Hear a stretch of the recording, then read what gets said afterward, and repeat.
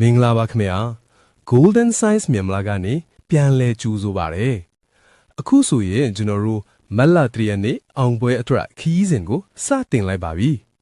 ဒီနေ့ဗီဒီယိုမှာတော့မက်လာရဲ့ကနန်းစည်းစိမ်မှုမှာအခြေခံအကျဆုံးဖြစ်တဲ့ပထမဆုံးသောတော့ချက်ကနန်းကိုထုတ်ဖော်ပေးမှာပါဒီကနန်းဟာနောက်ထပ်တင်ဆက်မဲ့ကနန်း6กว่าလုံးအတွက်အသက်သွေးကြောဖြစ်လို့ဗီဒီယိုကိုအဆုံးထိတေးသေးချာချာကြည့်ရှုပေးဖို့တိုက်တွန်းလိုပါရခင်ဗျာဒီနေ့ကနန်းကိုမထုပြခင်မှာကျွန်တော်တို့အသုံးပြုထားတဲ့ cycle shift analysis ကနန်းအလဲအပြောင်းတွက်နည်းအကြောင်းကိုအနည်းငယ်ရှင်းပြချင်ပါတယ်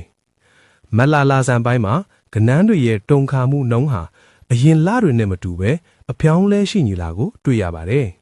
ကျွန်တော်တို့ရဲ့ data mapping အရာအခုထုတ်ပြမဲ့ကနန်းအတွဲအဆက်ဟာလက်ရှိလဆန်ပိုင်းရဲ့အားအကောင်းဆုံးပြမှတ်နေရာမှာတည်ရှိနေတာခဲ့ပါတယ်ခင်ဗျာကဲ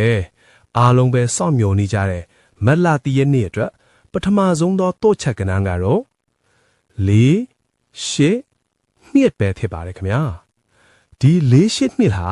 ထိပ်စီး4အလယ်8နဲ့နောက်ပိတ်2ဆိုတဲ့အချိုးအစားအတိုင်းလက်ရှိ pattern မှာအကျနိုင်ဆုံးအနေအထားကိုညွှန်ပြလေလာဖြစ်ပါတယ်ဒါကတော့မက်လာအတွက်ပထမဆုံးလမ်းစားပဲဖြစ်ပါတယ်မနက်ဖြန်မှာတော့ဒုတိယမြောက်တော့ချက်ကနန်းကိုပုံမနက်နေတဲ့ကွက်ချက်ကိုတွေနဲ့တင်ဆက်ပေးဦးမှာမို့ Golden Science မြန်မာကို subscribe လုပ်ထားပြီးစောင့်ကြည့်ပေးကြပါအောင်ခင်ဗျာအားလုံးပဲကန်ထူးကြပါစေခင်ဗျာ